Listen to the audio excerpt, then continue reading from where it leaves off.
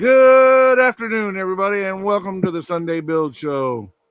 You're looking at the screen going, there's a new face here, and there's some faces missing. Mr. BG's got some personal things that he's taking care of, as does Tim Ryan. And I believe that Jody has a school thing going on, if I remember right. I think so. Yeah, I think it's a school thing he's dealing with. Yeah, he's a school marm when not on the live. Yes, marm. he is. Yes, he is. But we do have a very special guest today.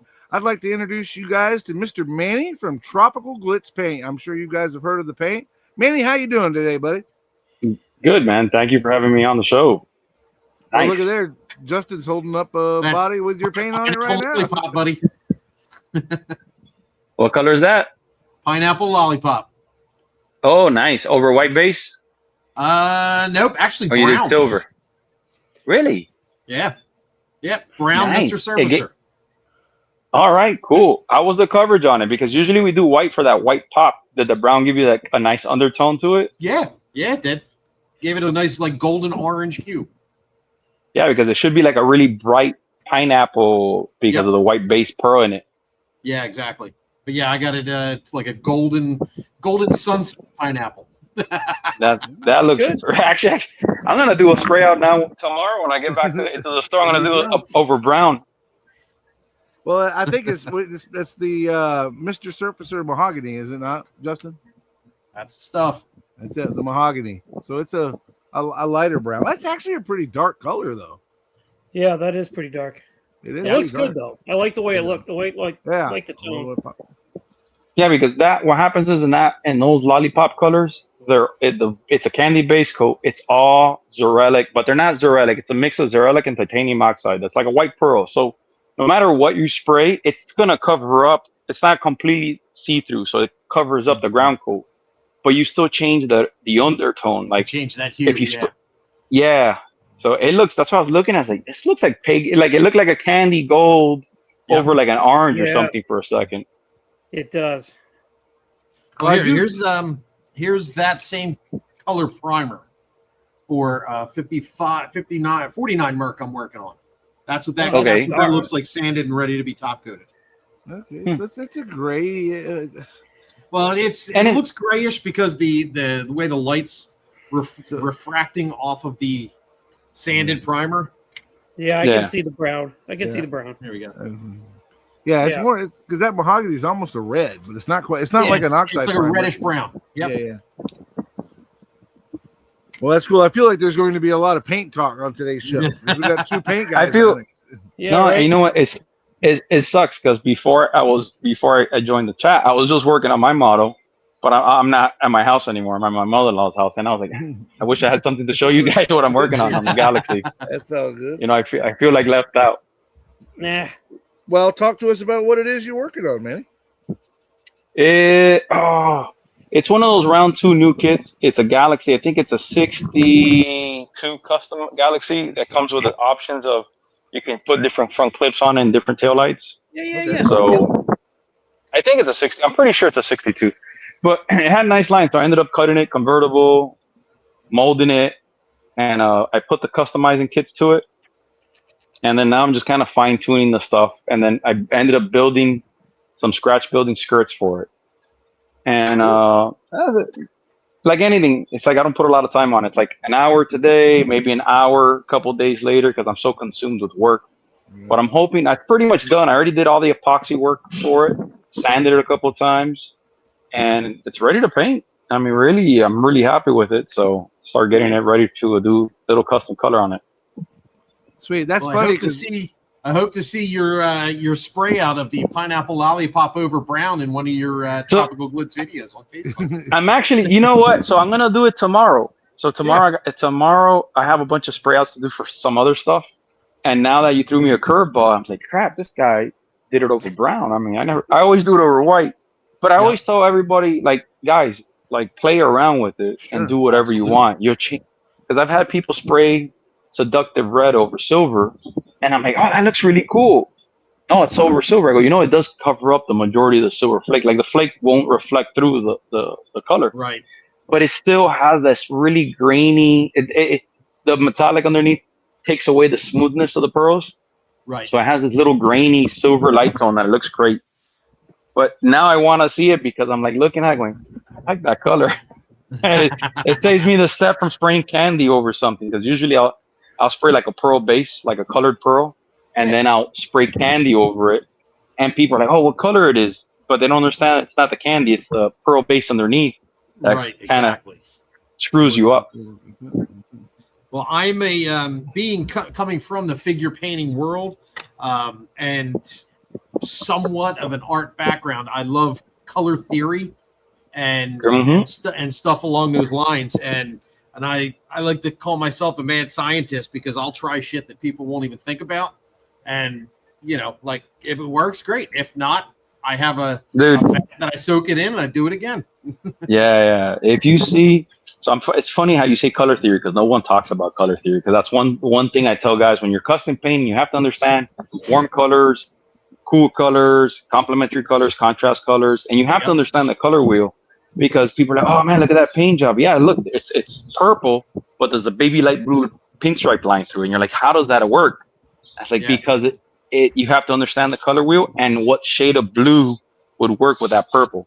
And you have to work the contrast. You have the bright colors with a dark contrast, or a washed out accent color that's opposite of the original color that you started with. No, but that lollipop color is actually really. I'm gonna now do a test panel that's like 12 by 24, and I'm just gonna start painting a bunch of solid colors like white, black, green. Yeah. Just go through, and I'm all right. Let's do 4 coats. Yeah, exactly. To do a drawdown on it. Well, it looks like we got a few Tropical Glitz fans in here. Mr. Arterake is in here. He says he's a big fan. Nice. And I saw that Stout Creations, she's a good fan. Art from Arterake, what a great guy. He's an amazing builder. I believe he'll be at Acme this year. What a great guy. So. Yeah, he's a good guy, man. I love hanging out with him. Talking about shows, Manny and I were able to hang out for just a little bit and block a really tight laneway while we were there shooting the breeze. Yeah, I know. Well, good thing it wasn't crowded, because if it was crowded, we wouldn't be able to get away with that. Right. It was a good time. Enjoyed it. Like I said, it was the first time at NNL East when I met you up there. There was so much going on between STS and your booth being right next door. We got a chance to meet, but we didn't really get a chance to hang out. And yesterday was really great. Got to meet your family and your son and your wife and everybody. I thought that was a really good time. Manny's son is into military stuff. Is that right? He is. Both of my kids are into the hobby. My son Danny likes cars. He likes mostly imports. And the Bandai robots and those 30-minute missions. So, and they're cool because I started getting to him. I go, dude, it's cool if you paint it how it is, but let's like weather it. Let's do some extra scribing, add some more detail to it. And he was doing some Dragon Ball figures, and I said, hey, you know how that figurine is purple? Then just doing a solid pastel purple, or the purple that it comes with on the plastic. Let's make a nice pearl base coat. Let's spray that. Let's spray this with a little candy. I go, so it's the same colors, but in pearls and candies, it's gonna be completely different. No one really does that. A lot of the guys in those, at least from what I'm seeing, they stick to like the pastel solid colors. I go, let's give it a little twist and see, creating this other like subculture of the hobby will be really cool. And I go, and you have all the, and I told him, bro, I own Tropical Glitz, Poppy. I'll make whatever color you want just for you. You know what I'm saying? Right. So I have I did a star screen from Flame Toys, which it's constructed a lot like Gundam. And you remember Starscream from G1 Transformers. He's basically white with red and blue. Well, all of his blue parts I painted candy blue. Now it's before I found out about your paint, so it's Createx Wicked Colors, but I painted like his hands and all the blue stuff candy blue, all the red stuff candy red, and there's just a quality about it that's like, why does that look so awesome? I can't exactly. But it looks it's different. Like a custom. Like when you see a nice custom that they don't do nothing radical, they'll shave the drip rail. It's a real soft, subtle chop. Like little things, and you're like, this car looks factory, but it doesn't. What's wrong with it, right? Exactly. That's what I told them. I go, less is more. Do something that it's so good that you can't tell you did something, but everybody else is trying to figure out what's wrong with it. Or what's different. Let me not rephrase what's wrong with it, but it's like, So he has that. Manny's into the military stuff, tanks, the 132 scale. Yeah. And I have him using water-based paint because I told him, I go, buddy, all I make is solvent. I don't really make water. So you're kind of stuck right now. Yeah. I'm gonna eventually make water, but it's a whole different ball of chemistry and polymers, and I'm like, man, I don't want to tie up a lot of inventory in space for something that's not really our bread and butter. Yeah, exactly. Right. So you were telling me. Buying. Yeah, go ahead. I'm sorry. I was gonna say you no, were. No, I was saying we. My bad. No, go ahead. Go ahead. I'm done. Yeah. There's a little bit of a delay. So you were telling me yesterday that obviously your bread and butter is your automotive, the one-to-one stuff. Yeah. What? Yeah, I mean, go ahead. No. That's our. That's what we started our business with. We started our business with automotive paint, and we incorporated the smaller RTS for the model car guys and for the Hot Wheel guys. I actually did it. There's a gentleman out of Utah called Andy Kawahaki. I always kill his last name. He knows it. He's been with me for 10 years. He's an amazing custom painter, pinstriper. And he said, man, I wish I had smaller bottles for my buddies because I pour out little bottles for them. So I introduced the 4-ounce RTSs of the same paint that we have for the big cars, but for those guys. And it just kind of, and we never really marketed to the model car guys at all. So one day, a couple years ago, at NNL East, I got stopped and like, hey, check. I was looking at a model built by a guy called James, and I'm looking at it. I'm like, man, this thing looks amazing.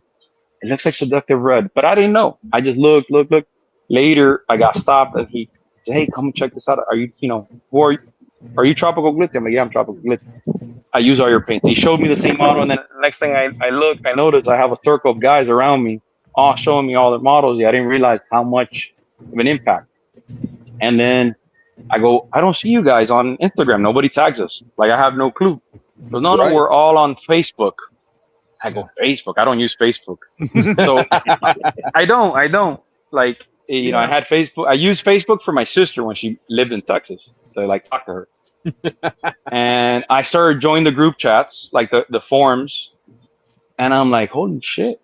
Everybody's using my paint. Right. And I had no clue the amount of feedback and positive feedback that I was doing, because when I did this, it was just as a thing to help out these guys for the Hot Wheels. Yeah, I didn't realize how many guys in the scale, the 124, 125, were using our products. Wow. And would you say, as a model builder, it hit close to home, made you feel even better because you're a builder yourself? You said you used to build or still build. Yeah. So it's funny. I started this 10 years ago, obviously for my son's medical needs. So, and I've been building models since I was a kid.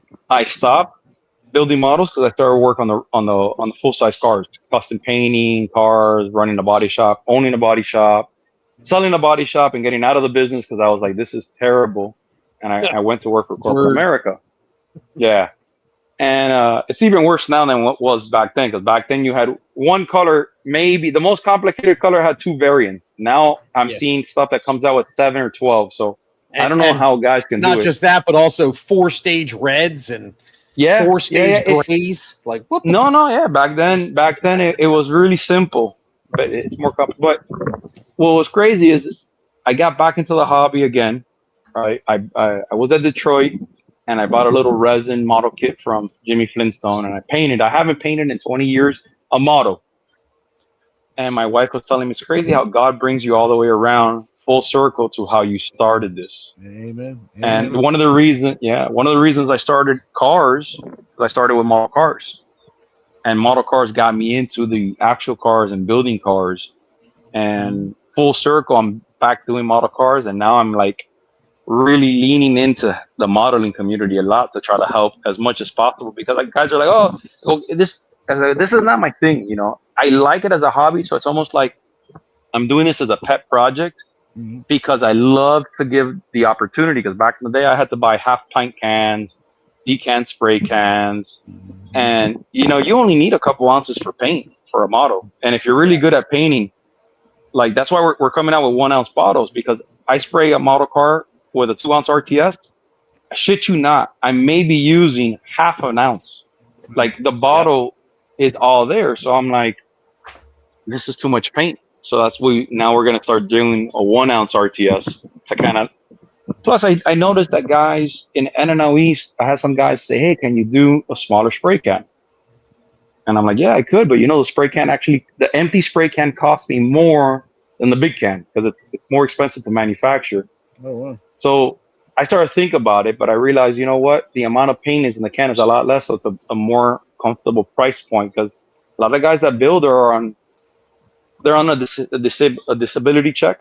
Mm-hmm. Sure. They're on a limited budget, and they still want a hobby. So I'm like, man, I wanted to do something different to see if I can help them enjoy it. Still, like enjoy at least the custom colors or the colors that we make, but a little bit more price point sensitive for them. No, sure, that's really cool. I didn't realize that you did rattle cans. He does. Yeah, we do over 6,000. We do between 6,000 to 8,000 spray cans a month that we manufacture. That's awesome. Well, no, not manufacture. What we ship out of the store. So we manufacture every month, maybe 10 or 12. Yeah. Wow. So we do a lot of spray cans. I have, and here's a thing that Manny maybe could lead into, but that dart that I did, the yellow one, that's Manny's yellow submarine. Yeah. He has that's one of the solid colors. Yeah. He has a matching metal flake for it that comes in a rattle can. No kidding. And I use that. So yellow submarine metal flake that went out right in it. So it comes in a big rattle can. Yeah. It's a lot more than what I needed, but so you've used it. So does it spray? Do they spray like a Tamiya can real fine, or do they spray like an actual automotive spray can? It's an automotive spray can because Tamiya is an alcohol water-based system. Yeah. So it's very thin in millage versus it's like spraying lacquer. Tamiya and lacquer, because it's all solvent. It's the same consistency where when you get into a polyurethane, there's a little bit more body to it. Gotcha. Okay. And what his cans do offer is correct me how to say it correctly, Manny. There's a big spray and there's a little spray. There's like a big fan spray, and then you can turn the nozzle, and it doesn't pump out. So you're not running into the Rust-Oleum thing where you're putting 10 layers of paint down in one coat, right? You're just it slows the paint down or it makes it smaller. Yeah, that's kind of where I was going with it, because I know that the big spray cans, say like a Duplicolor, the big automotive cans, they lay down heavy. You got to be real careful. So I was just wondering if it was the same way. No, not like that though. The Duplicolor, what happens with the Duplicolor is owned by Sherwin-Williams. The resin that they put in that is a little different because that's just made for that spray can area, right? And then it's really price driven. So the stuff that you're getting is the same inner coat that we use for the 1-to-1. So it's not as heavy as the Duplicolor. Plus, it's a different chemistry because polyurethanes are thin by nature. Not as thick as the acrylic urethane like the Sherwin-Williams stuff. Or like PPG Deltron, and things like that have a lot more body to it. Yeah, nice. So prior to ever having met Manny, had bought some stuff from him, but never having met him or met his people. That's not me. Yeah, it is. Sorry. Phone. I was real quick. I got to go grab my wash out of the dryer. I'll be back in a few. All right, buddy. Hey, good luck. Hopefully nobody stole. Right, nobody stole your stuff in your purple. They can have my underpants. So I bought the paints and stuff from Manny, and I had messaged them about the powder because they have metal flake in powder. And I was like, can I run this through my airbrush? And literally they were like, no, this is not for your airbrush. You don't want to use this in your airbrush. It's going to clog your airbrush up. We recommend that you either buy the rattle can or that you buy the metal flake gun. And even with that, they told me, even with the smallest flake, it's still going to be off scale wise. It is to the car. And I ended up using it on the dart. I made a terrible mistake when I did it, but I don't know if I ever told you this story, Manny, but that dart that you saw was sprayed with the rattle can metal flake, and my dumb butt didn't know any better, and it was all textured, so I started sanding it down. Oh, yeah. Oh, and you killed the color. I killed it. Well, if you would have done it in chrome and candy over, you wouldn't have an issue because you can't. There's nothing anodized on the chrome. The chrome is part of it, the plastic. Yeah. But the color stuff, you'll sand the color right off. And you learned, took it to silver. I learned. The car still looks okay, but it could have been much better if I just cleared over. What color was the flake? The same color as the. I was trying to get that yellow. The yellow, right? Yeah. Then don't even worry about it. You wet sand the clear, mist on some yellow candy or gold candy. Boom, done. Sweet. There you go. Well, like I said, I learned later on after reading the articles that are the descriptions and the how-tos in there. They're like, don't sand it because you want it to stand up. You want it to be you want that flake to be in all different directions so it reflects the light. For the 124 is a little hard. We do have something I'm coming out with a large particle pearl and a very, very, very small metal flake for the 124 scale that it's more size appropriate, right? Because the ones that you guys are using, the 004, on the scale, it's going to look like it's a 0.15 or 0.25. Like it's going to look like a jumbo flake from the, so if you're looking for like an old school gasser that had that big jumbo flake on the roof, that'll be right. But if you're looking for a little tighter sparkle, way bigger than your metallic stuff, we're going to have something that's going to be airbrush friendly. You just can't overload it, because if you're going to shoot it out of a 0.5 airbrush and you overload it, you're going to see the airbrush is going to struggle. It's going to clog up. It's not the end of the world. You're just going to have to dump it, flush out the airbrush, pull the needle and all that. Gotcha. But get a little Harbor Freight, like a Mickey Mouse Harbor Freight touch-up gun, those little $12 purple guns. Yep. Dude, that sprays. I have an Awada, but I also have it because for the, when I do patterns on the real cars. But I tell guys, then buy a $380 spray gun. Just buy a $12 touch-up gun. Yeah. You're going to kill it. It's going to look amazing on the model. Understood. Yeah, I use a cheap. I don't use an expensive airbrush either. I have a Pache H. It's like a sledgehammer, right? Dual action. It sprays all the time. Never a problem with it. It's simple. You shoot automotive paint through it, or just your acrylic? Like, are you shooting like a Tamiya paint through it? Well, so I'm mostly like scale finishes and stuff like that. Like ready to use airbrush paint that you get. That's so far all I've really shot through it. Cool. 2K clear, but really? So when you run lacquer thinner to clean it, you never had an issue with the airbrush, like the because usually the Paches are all meant for like airbrushing water-based stuff. So when you run solvent, the rings inside swell and they end up failing. I have not had a problem yet. Well, I'll check that out, because I've always used a Wada. Even the affordable Wadas. The Wada makes airbrushes you can buy for $80. I don't know what the price point of the Paches are, but I have a couple old Badgers and one Pache. The Badgers I still use. The Pache it fell apart on me years ago, and when I looked into it when I got older, Paches were meant for it. They're really, really big for airbrush artists, for t-shirts. When you go to the fair and you see the guys doing that's all they do. But the moment you run solvent through it, forget about it. Huh. Yeah, and Tim Ryan actually shoots with the same airbrush I do. And he's an amazing. No issue. Yeah. I'm gonna look into it now after we're done with this to see if Pache came out with like a more heavy duty solvent resistant version of it. Because I've always known Pache just for water base. It could be. So I've only got into using. I was a big rattle can guy. I only started using an airbrush a couple years ago. So it very well could be something new that they've come out with, or something they changed. I'm not sure. Realistically, I'm still like a 60% rattle can, 40% airbrush kind of guy as it is now. So it's convenient, man. For certain things, it is.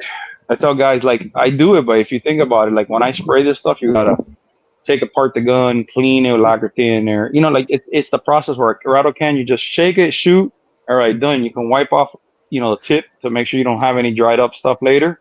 Yep. Put it on the shelf and call it a day. Exactly. It's probably, I should probably kind of go more toward the airbrush, but like you said, convenience. And once you're like used to doing something, it's easy for me to just grab that rattle can. Yeah, totally. That's what I do with my primer. I try to keep those Mr. Surfacer primers on hand in rattle cans so that I could just Hit it with a primer and let it kick. Bro, that's all I do. We make an acrylic primer, not as thin as the Mr. Surfacer because that's a lacquer primer. I'm gonna be in his avenue real soon because I have a good formula cooked up for a lacquer primer. That's hot, so it bites into the plastic. Yeah. But it doesn't. You don't lose the details on the cars, right? Yeah. So you can make it lay as smooth and fantastic as Mr. Surfacer 1500 Black. You will make a fortune. Brother, it's not even the fortune. I think it's not even the fortune. I think it's more of like when someone goes, bro, you made a really good primer and I stopped using Mr. Primer. Listen, these Japanese guys take a lot of pride in what they do. Absolutely. They culturally, failure is not an option because it's the things like you fail, you ruin our family. That's the whole. They're very deep. So so I just want to make it out of like brownie points, you know. It's not even the money. It's like you say, Manny, your primer's kicked ass, bro. I stopped using my Tamiya or my Mr. Surfacer. I'm like, all right, I did that. There you go. So, well, you know, you're onto something because the big scuttle right now is that Mr. Hobby stuff is going away in the United States. What do you mean?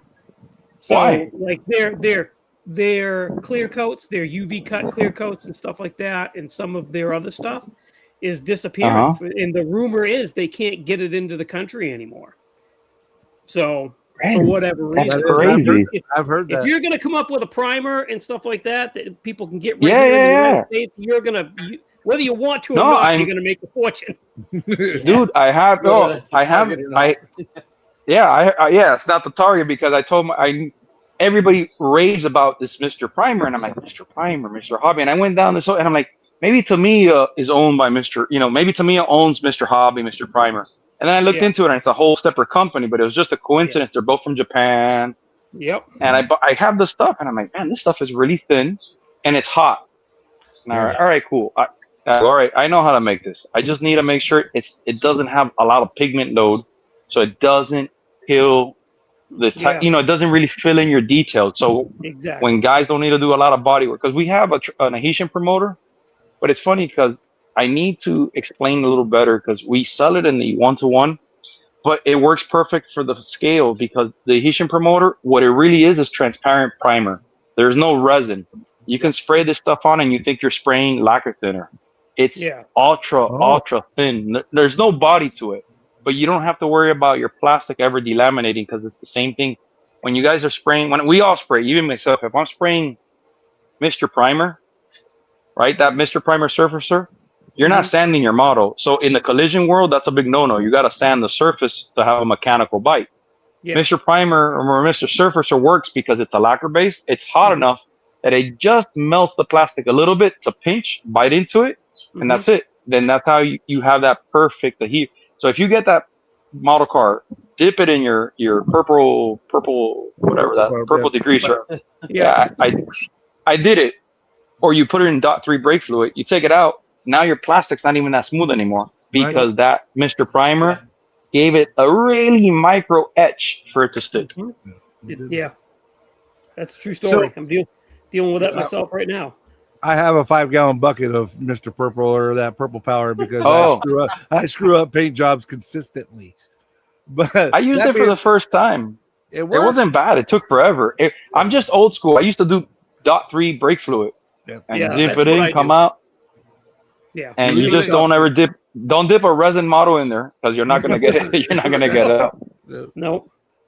So our good friend Irv was asking about 2K Clear. I got his question pulled up here. He wants to know about 2K Clear. I have a little bit of experience with it because I've bought your SPI stuff. But if you want to talk about your 2K Clear, so we have 2K Clear, the SPI production clear, right? That's awesome. Then we have 2K in a spray can. And I tell a lot of guys is once you activate that, you got to use it. You got 24 hours to use it because if you don't use it, you lose it. So you got to have a couple of things lined up, like maybe a couple models lined up. But we don't do that. You know what I'm saying? So it's hard. But I tell guys if you we do that. You guys, don't. So maybe I don't do it because I spray I rather spray all my 2K Clear out of a spray gun. Well, yeah. So I just go to work. I just meant the multiple models at one time.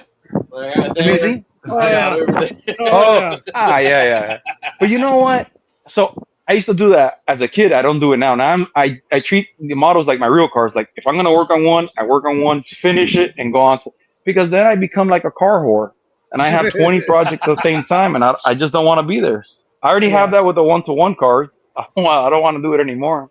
Right. So I do that mainly because I'll get to a stage where I'm not ready to paint, but I have time to go to my bench, so I will go and start a new kit, start building, and then before I know it, I've got 4 in line for paint, and then look, Saturday I'm painting. Okay, that makes sense. Yeah. Yeah. I mean, so we have, or like to go back to the question. So we have the 2K clear and spray can. We have the production clear that's from SPI, but it's a quart, so it's quite a bit. But when you make the math, I think it's like $42-$45. You make the math per ounce. By far, you're blowing everybody out of the water. It is so much more affordable. And then we're gonna end up offering in a glass jar 2K clear for the hobby guys. So it's gonna be, I think it's like a 50 ml bottle, 50 or 60 ml. So I don't know what that is in ounces off the top of my head, but it's for the guys that maybe don't spray that much, and you'll die before you go through a whole quart of clear, Yeah. because it's a lot of product, and you don't need a lot. I bought the SPI, the quart, and the activator quart, and I'm going to show you the back. Oh, you bought the universal. Bought universal. That goes really long. That's half a gallon of sprayable material, dude. So I'm going to keep the bottles backwards because there's another name on the front. But this is the bottle. This is the bottles I moved it into. So I take it out of the big jugs and move it into here. So I'm only opening the big jug when I need to fill the little ones. These are the ones I open and close all the time as I'm building. So if one of these hardens up because I left the cap cracked or something stupid, then it's not. I don't have to worry about losing the whole product. But I've got. Okay. Good.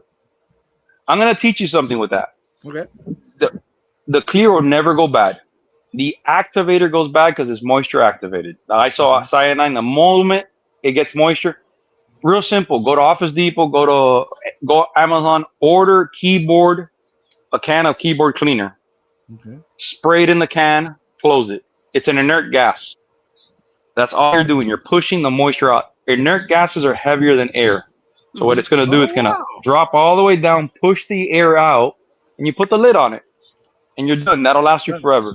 Nice. When that is all getting packed, even when I pack my own isocyanide products, we have a big tank of what is the gas that we use? Shit, it's welding gas.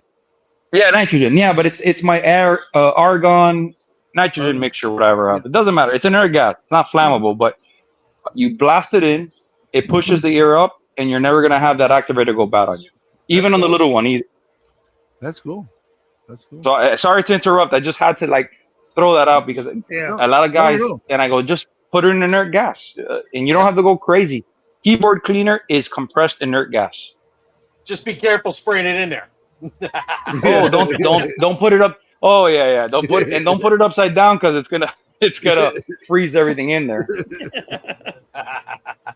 You don't have to put a lot, just a little bit. That's it. That makes perfect sense because like nitrogen, I've worked with nitrogen and argon as a fabricator. Worked with nitrogen and argon for the welders. So you're right. It absolutely weighs more than air, so it's going to push the air out. So once you put the lid on, there's no air in there, hence no moisture. Yeah. Makes perfect sense. Even if you put a little bit, right, and you don't get all the air out, it doesn't matter. Now it's a cushion, so that moisture will stay on top. You have that cushion of gas, and now you have your activator. It's never gonna go through it, so you're still fine. That's awesome. That is awesome. See, I never thought of that. But so talking about building, I know that I heard your story yesterday, and I think the guys in the chat and definitely Justin and Jason can relate. So you would think Manny from Tropical Glitz, he's got a big fancy paint booth that it's all science and whatever. Where do you mostly? I heard you tell the story last night. Where do you mostly paint your stuff? Right there in the backyard, just like everybody. In the backyard. In the backyard. I got kicked out of my house. I can't paint anymore. I used to paint my real cars in my backyard. Like I have a garage, and then my wife became hypersensitive to smell of paint, so I can't do anything. So I moved all my tools, everything to work, and we have a booth. But I get cleaner paint jobs in my backyard because when I turn on my booth, even if I put it to like the lower setting, it's just moving a lot of air versus when I'm just spraying out here. I don't really got nothing moving. It's just it sprays and it just overspray just floats in the air and that's it. Versus in the booth, I'm trapped. It's moving air. It picks up some garbage. It sucks. Yeah. Well, like I said, I thought it was pretty funny when we were talking about it, with Matthew. You're like, nope, just spray the ground a little bit with some water, shoot it out there in the backyard. I'm like, this guy owns a paint company. He does like the rest of us fools. We're just out in the backyard. Dude, well, you know what? I don't want to West End and buff. I don't even want to West End and buff real cars. You think I'm gonna do that to a model? So I try to lay it out like glass, and how it is how it is. I'm done. Yeah. Well, Jason, on the other hand, has taught me, and I do it too. He has a very extensive wet sand. Yeah, you shake your head if you heard what I go through. Well, tell me, I seen it, and it's like I bought the stuff. I try to do it. Yeah. And I looked at it. I'm like, and I polished it. I'm like, oh, it really looks smooth, but then it's not really glossy. And I'm like, all right, fuck this. I'm gonna sand it and re-clear it. And I re-cleared it, you know. Right. Better to get it out of the gun than it is out of the polisher. Right. Yeah, I took it all the way to 12,000, and I did a little Dremel, and I told my buddy, I'm like, man, I feel like this thing's just gonna shoot right out of my hand, and I'm gonna destroy the model. And I'm like, man, I don't know if I want to do this. Yeah, I do. I don't use a Dremel. I do everything by hand, but I do start at 4 and go to 12, and then I've got a 3-stage like hand polishing compound that I'm doing it now actually. Yeah. So I mean, is it like special compound? Because I use car compound, like the same compound I'm using to polish my real cars. Yeah. I'm using like. So I was told that I should be using that too because it would be cheaper. But yeah, I have this Gravity Colors hand compounds. Okay. So it starts at coarse grade, goes to fine grade, and then I've got a third finish grade. Okay. And then so. I've been told Jody, actually the guy that's normally on here, he does really well with his paint. He's like, dude, I just have a McGuire's compound. Yeah. What are you doing? He's that's what I do. Yeah. So, but it's my process. It's relaxing. I mean, if it works, yeah. Oh, it's like sanding for me. Yeah. Sanding a real car is really relaxing. Yeah. So you guys are nuts. That's going to say that's my. No, bro. I love it, dude. I'm a body guy. I got my ASE in non-structural collision before I got my certificate for painting cars. So body work and welding. Body work is really my thing, big time. Mm-hmm. Yeah, nice. I enjoy the fabrication part of it, like the making things fit, designing, building, or in the model car case, kit bashing. We talked about what I'm working on here with this one, with the Pacer. I blacked out, I filled in the back windows, and then the flares that are on it are off a Shelby Cobra that I just cut them off with my knife and grafted them on there. You can see the flares on there now. So I took an already too wide car and made it even wider, but that's besides the point. Yeah. But for me, the fabrication part of it was my favorite part. But I have probably got at least 60 hours in this thing, 5 coats of 5 coats of primer. So every time I shoot it with primer, it's a little better than the last time, but I end up finding a blemish that I got to sand out. And that is by far my least favorite part of doing this work is that sanding. Yeah. Really? Yeah. Dude, I love it. It's my wife goes, how do you do it? I go, I just like it. And I used to do, I don't know about you guys, but growing up, I used to do baking soda and CA glue for filling. Mm-hmm. And I thought the guy did some UV glue. UV glue. What the? So I bought that. And my UV glue, I go, wouldn't I just use the same UV resin for UV printing? And I started to use that. And I was like, mind blown. Better than body filler. I didn't have to wait for filler. I do all my big gaps with that, sand the crap out of it. It doesn't shrink, so that's awesome. Yep. And then I just do a little 2K putty over it. And I grew up using like lacquer putty and 3M products and stuff, and they look great. And then a couple months later, it just all shrinking. You're like, oh shit, the model looks like crap. Yeah, you got to let that shit sit for like a week before you sand it. Yeah. Dude, yeah. No, but now I have adult money, like just like you guys. Now, when I was Yeah. growing up, I didn't have it, so I bought like growing up, they used to say about dehydrator, Yeah. dehydrator. So I bought one. I'm like, all right, let me fucking give this a try. What a game changer! Because when I'm Yeah. spraying my acrylic primers, Mm-hmm. usually I had to put primer, leave it alone for 2 or 3 days, because if you sand it, it would be gummy. And now you put it in there, you put it 115. You say, all right, I'm gonna put it in here for 2 minutes. Dude, it comes out. You can sand it right after 2 minutes. I'm already sanding it, and it's not gummy. It's completely gassed out. And I was like, mind blown. Yeah. Because that's another aspect of having multiple kits going at one time, is you could prime something, throw it in the dehydrator, and just let it sit, and then move to work on something else while it just sits there. yeah, I think my ADD will just get sidetracked. Yeah, I think we all have that in this hobby, at least at some level. At least at some level. Yeah. But no, I've got one that's a food dehydrator, but it's like 10 inches by 10 inches. So that's the same one. That's the same one I have, but big. I bought one on Amazon. It's a food it's exactly like a food dehydrator, but it's pretty big, bro. Yeah. And I've been using it. I'm like, damn, this is actually awesome for like 1K primers and 1K clears to speed up the process. Now, would you say that's your? You can even put your 2K cleared car in there and bake it clear like they do in the 1-to-1s, and leave it in a cool, the warm, dry place. You know, it's funny. I'm glad you said that. So my buddy, he's building. We all have 1-to-1 cars, and he's building a '59 Brentwood. That's a '59 Impala wagon, right? Or King, I think it's called a Kingwood. It's a fully loaded one, and we're on it because I'm part of a lowrider club. So he's there. And then they're like, you're supposed to be working on our real cars. I haven't touched my '68 Caprice at all. I shaved the handles and it's there. So he's like, Sunday I'm doing this and that. And I go, got my car in the oven. I got my car on the bake cycle. And I send him a picture of a model car that's in the little dehydrator, showing it in the bake cycle. Because he's a collision painter, so he works at Sawgrass Ford painting the cars. Okay. And he always puts all his cars in cycle, in a heat cycle. I go, bro, when I worked at the dealership, it was dry when it dried, and that was it. We didn't have that luxury back in the day. So it was kind of funny that. But I've done it before. Oh, really? Yeah, you guys did a lot, bro. You guys still do a lot. Caliber has really bought up so much space in the industry now. It's not even funny. We have 1,900 shops across the country. Yeah.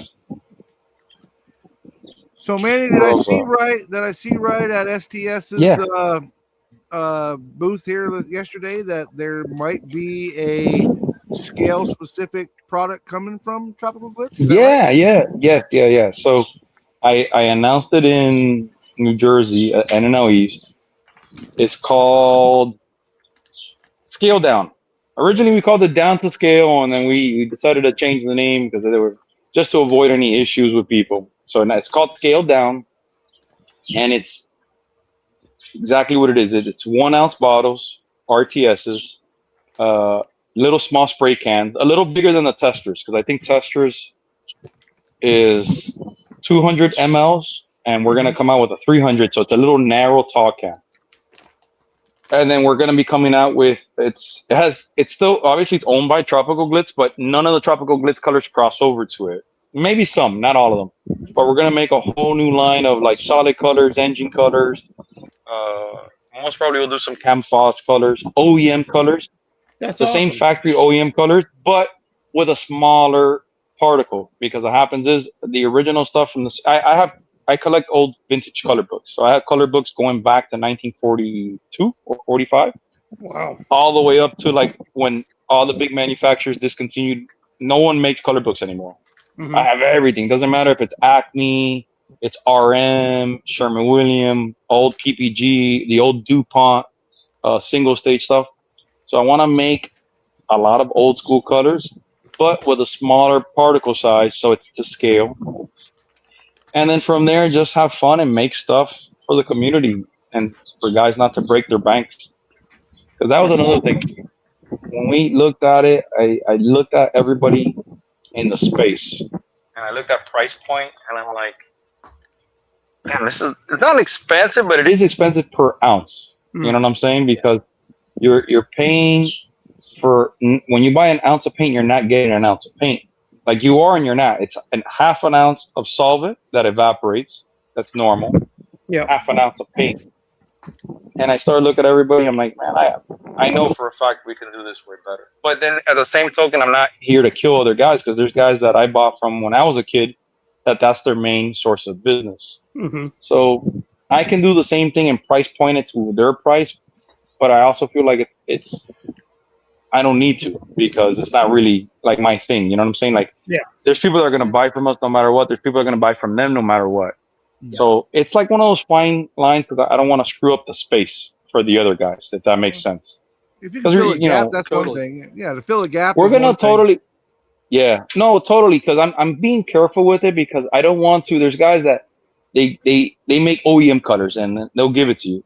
So I don't want to really go. I want to kind of go in there, but not 100% because I don't want to kill their business, and then I don't want to put them on their business because it's not fair.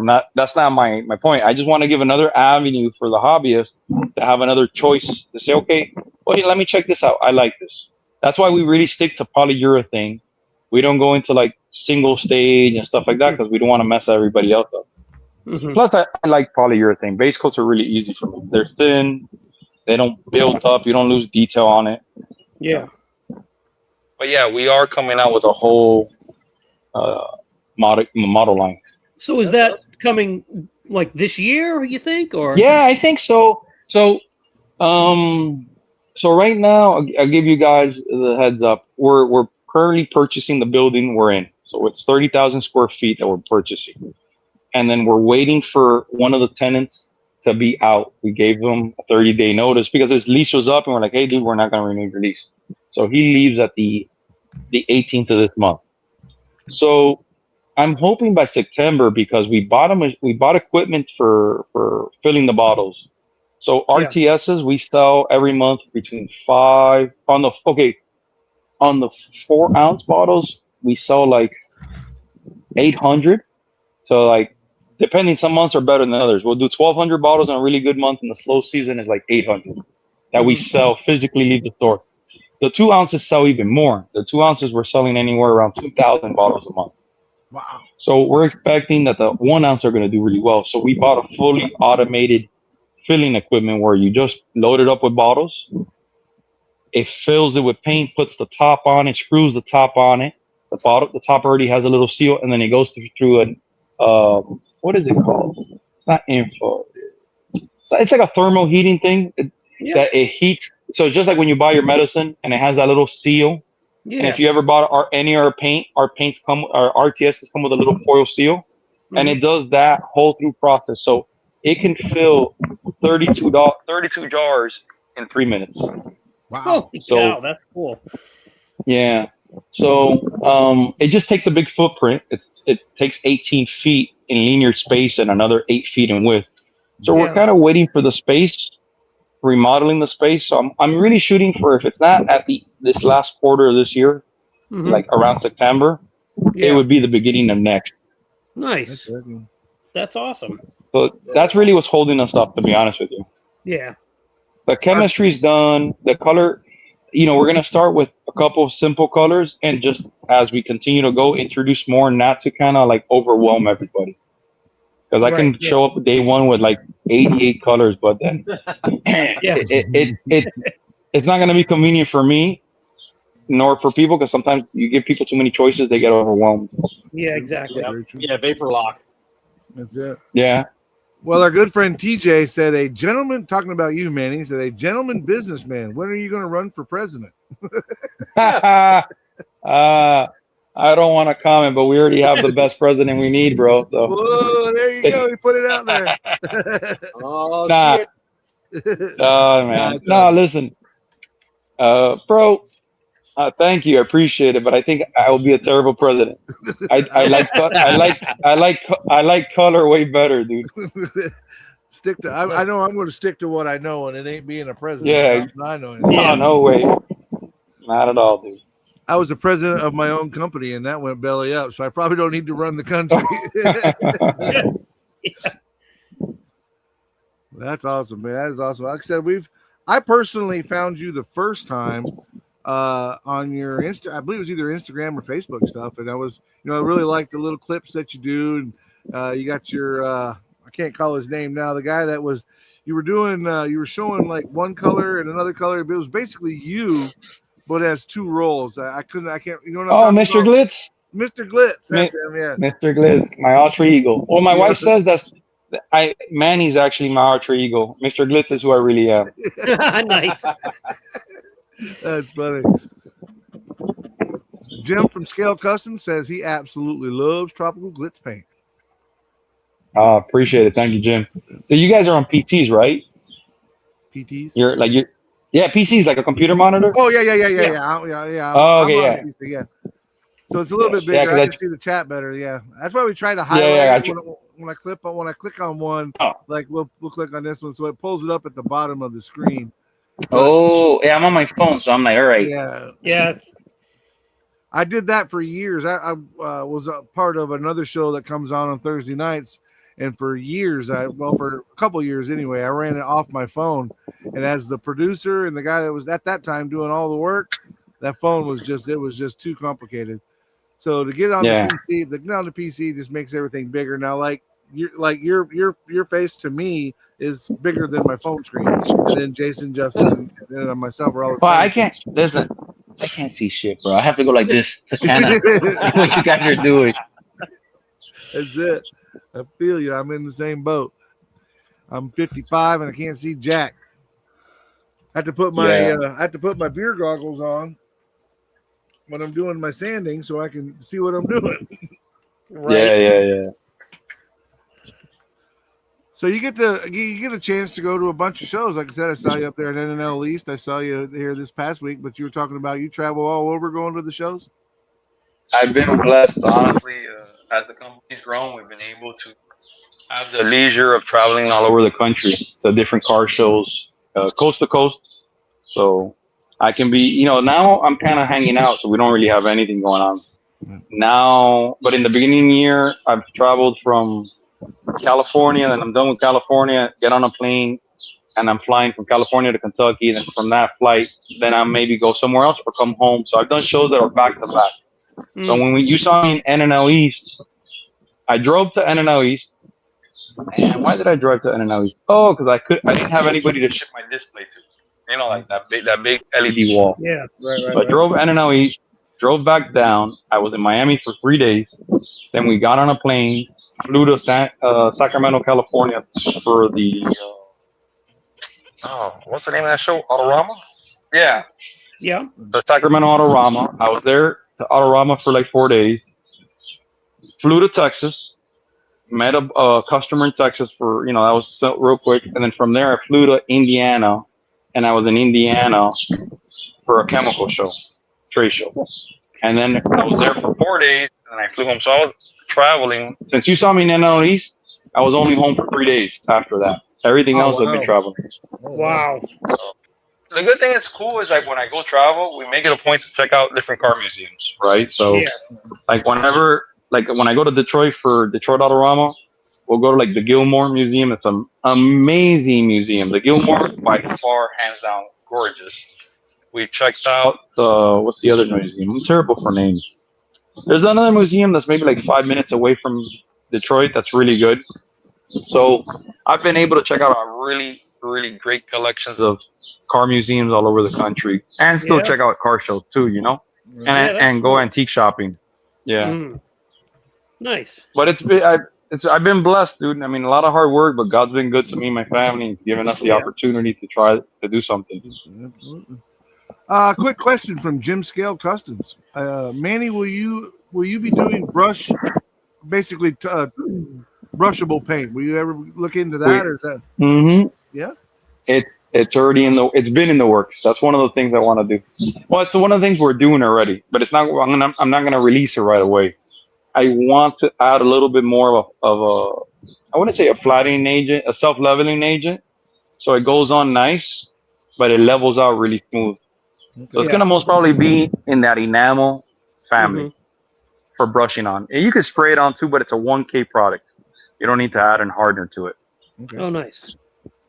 That's Well, cool. that's what I do with the old testers bottles. You remember how that stuff would take 10 years to dry? Yeah. What I'll do, especially for my Alclad paints, and maybe we can talk about those metallic type stuff afterwards, but Alclad really likes, especially the chrome, really likes a glossy black. I found that the Tester Square bottles is really a glossy black, but like I said, takes forever for it to dry. So I mix it 50-50 with the Unicorn Tears, which is the the leveling thinner, and mix it 50-50 with that, spray it down, and it dries.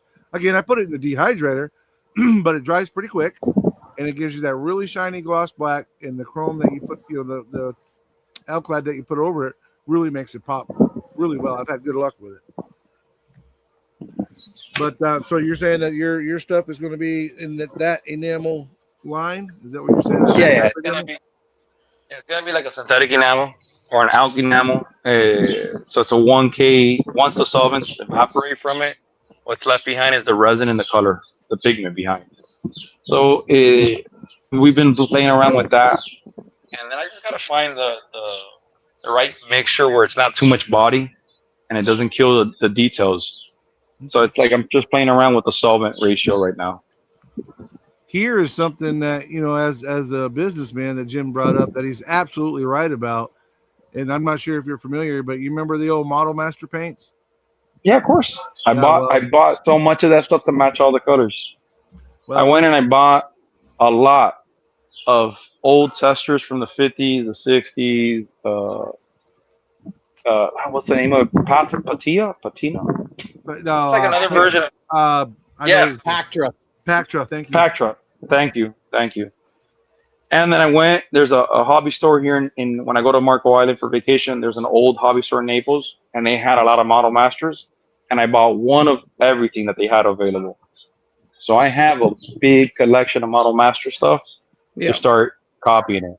And then one thing I'm entertaining is eventually going down into the Tamiya chemistry, because Tamiya is a solvent, but it's an alcohol. So alcohol lives between water and solvent, like it can go both ways. So it's not really hard. Hey. So So I'm looking at something like that, dude. No, but you know what? Perfect timing, bro. That was actually awesome. But I'm looking at something like that to eventually make something in an alcohol-based system too. John Heenan asked the question, what's that car behind you? This is a 1950 Packard Catalina. Wow. One of my personal cars. Cool. I was looking at that roof line and I was thinking it was like a 53 or 4 Chevy, but it's a Packard. That's same. A Pontiac, not Packard. I said it's a Pontiac. Oh, okay. How do I switch the camera around? Hold on, let me see if I can. Nope. The camera. Oh, front facing camera. Front facing. There you go. Oh, all right. Yeah, it's a 50. Look at that. It's a 50 Pontiac. Oh, that thing is beautiful. That is beautiful. Wow. Very, very cool. Not bad. I have 3 cars. Is that one that you built or one that you bought? Yeah. Is that something you did? No. I bought it and then I ended up doing some things to it, and we're right now going to redo it again. We're going to end up taking the car apart, putting airbags on it, wet sand, re-clear the car, re-chrome all it, because these are all original bumpers. So this car's only been resprayed once. It was resprayed 9 years ago. Oh, and then we redid the interior. Nice, very nice. So cool. It's weird because the way the camera's tricky. But yeah, it shares the same body lines as a Chevy. Yeah, the only difference I went with a Pontiac was everybody has a Chevy. Yeah. So I love the lines, and in this year, this model, the Catalina, is if the salesmen had the business coupes, right?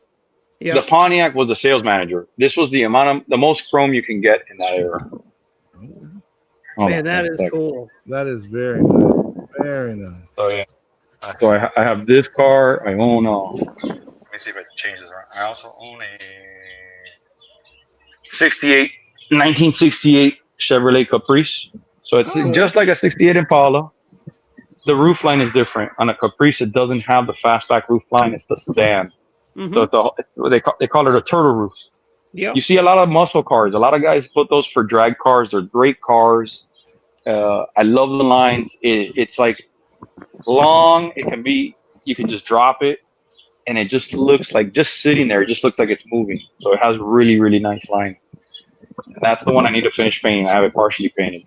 Nice. And then I also have a 1964 C10, the pickup truck, Chevrolet, long bed, fleet slide. That one's air. That's on air suspension, completely dropped already. Nice. So that one I have to paint too. And then over the years, I've had a bunch of stuff, but that's currently what I have right now. This is my little daily driver because I like this car. I just don't drive it in the summer because it's so hot. Yeah. That's funny. That's just the opposite for us. Up here in New Hampshire, I don't drive. I mean, I can only drive stuff that I care about like 3 months a year. Otherwise, it's got to be locked up. Oh, you got to go? Oh, hey, guys, I got to run. My wife and me. Listen, thank you so much. I'm so sorry. She just all my attention. Understood. Like, hey, that's fine. That's fine. We totally understand. We definitely, and I'll reach out to you again, Manny. We'd love to get you of course. My pleasure. We'd love to get you on the podcast or come back here or whatever we can do to make it happen, man. We definitely appreciate you hanging out with us, man. Anytime you want to shoot ideas back and forth on colors and undercoats and all that shit, don't hesitate to shoot me a message. I like to play. I mean, listen, do me a favor. I have a Facebook. I'm sure you guys are on Facebook. Yep. It's Manny Martinez. And Mike has my Facebook. Send me a message so we can link up after this. Absolutely. Sounds good. Guys, have a great Sunday. Thank you so much. Sorry I'm cutting it short. I forgot I had other plans and my wife. It happens. It happens, my brother. Thank you again for stopping by. Thanks for the information, and we'll look forward to next time. Yes, sir. Mike, thank you again. Thanks for inviting me, guys. Have a great one. You too. Yep. Bye. Take care. Bye. Just hit the red hang up, like the phone that says hang up. You click on your screen. I know it happens. There it goes. It happens every time. If he doesn't, I can get him off of here though. I was gonna say I can get him off here. Move from the stage. There he goes. Okay. He's gonna be behind the scenes, but that'll be fine. I did that the first 5 times I went online too. Like you don't click that red button, you're not off. Yeah. Great guy, man. I got to spend some time with him yesterday and really enjoyed hanging out. Very informative, but just a really down to earth, nice guy that is genuinely not trying to rape the hobby. I mean, you know what I mean? He's not trying to step on anybody's toes. He'd like to fill in some gaps and, offer some products. His money, he said it, his money is in his one-to-one stuff, but he enjoys the hobby and wants to be able to bring us something new. So this what a great guy, Yeah, absolutely.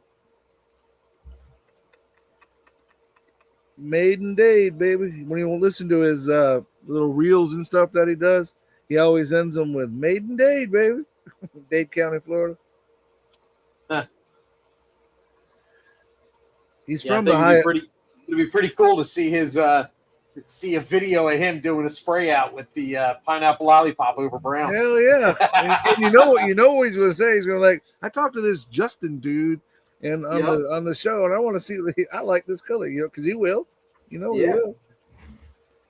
I actually the other day they had a post, Tropical Glitz, that they were hiring for I can't remember exactly what it was, but I was like, look, I can't relocate, but if you have any plans on getting anything going up here in the Philly area, or you want someone to work from home, I can hook you up.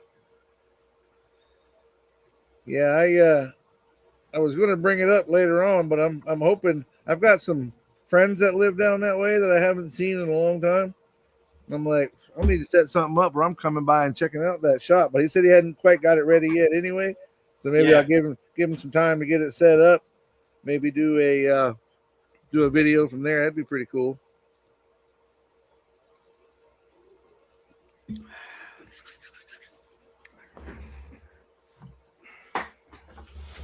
John wants to know what you're working on, Jason. Let's see. Doing the polish on the Dave Strickler altered wheelbase. So just did the 3-stage polish on it. I got the Lana rally car is decaled and cleared and ready to go. And I've got this little nobody's seen yet project that I'm working on. Ooh, is that a Jetta? It's a Volkswagen Rabbit. Rabbit, okay. Yeah. So I got a few things going on.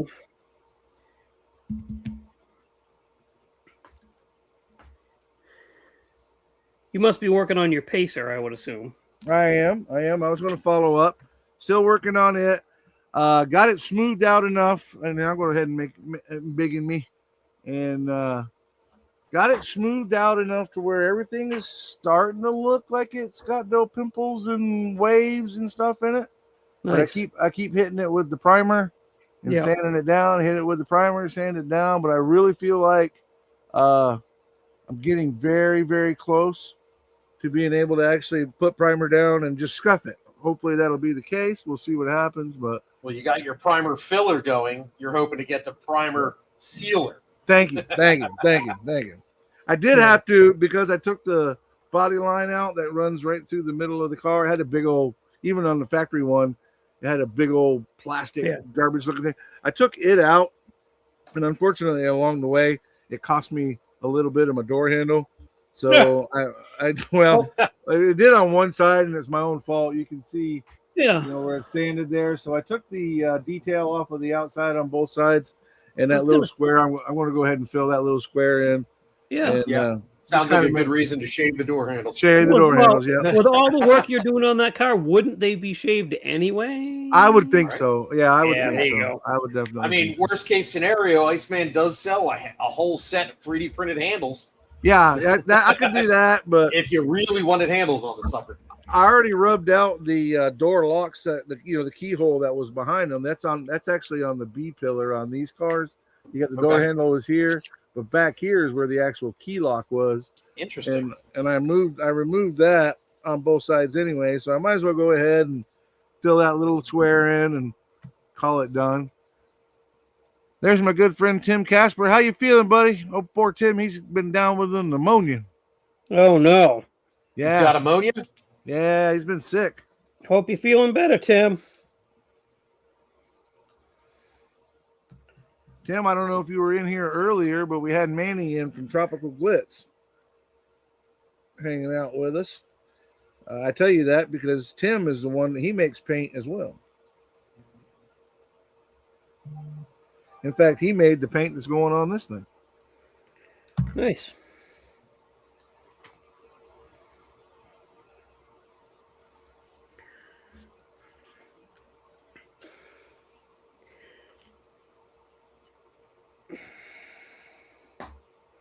So, we didn't really have a chance to touch on it earlier.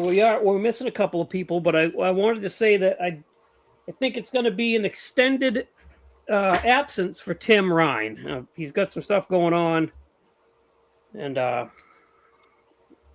we're hoping he comes back in a few weeks or whatever. But he needs a break. So, unfortunately, those of you that were liked seeing Tim here, which I'm sure everybody did, but those that really liked seeing Tim here, unfortunately, it's not going to be so for a little while anyway. Well, we hope everything's going good for him, and he gets, he touched on it, told us that he's just got a lot going on right now. Yeah, his dad's sick, and he's got some stuff going on. So we're just going to pray for him, and like I told him, the door is always open. He's more than welcome, and we'll miss him while he's gone.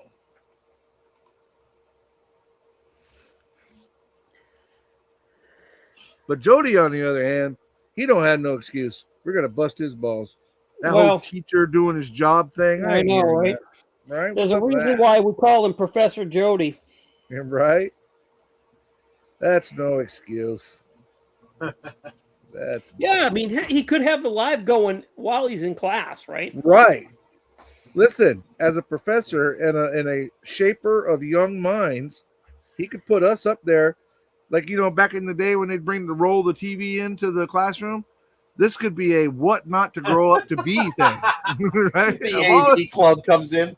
Right. Of all the things you can do in your life, don't let this happen to you.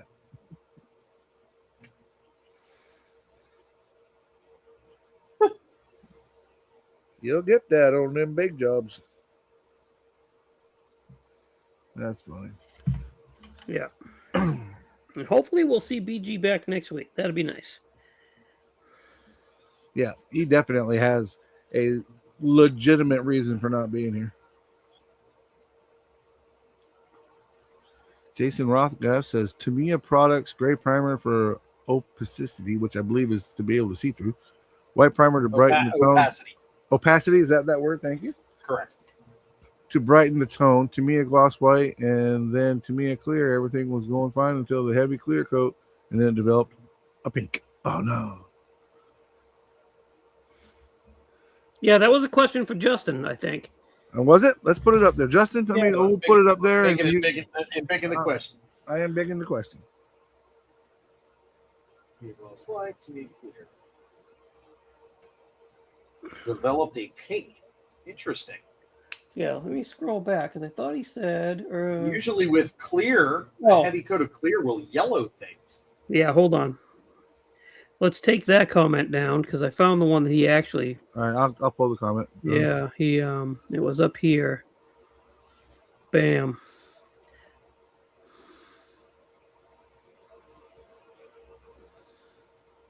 And then I think the second comment we just had up was the second part of that. And that's why, I'm going to say that heavy coat of clear probably reduced the opacity in some way of all those other coats. I would let that clear coat cure, scuff it all down with like 3000 grit, use the clear coat itself as a primer sealer, and then go back in with your white. Okay, I see what you're saying there. Use that to keep from bleeding. So it won't bleed through that clear coat. It shouldn't. Sand it down to where you don't have so many layers. Put another layer on top of the white, and then clear coat it again. That's a great idea. I wouldn't have thought of that. I did that way back in the day when I was painting cars. I had an issue of this repair that I was doing.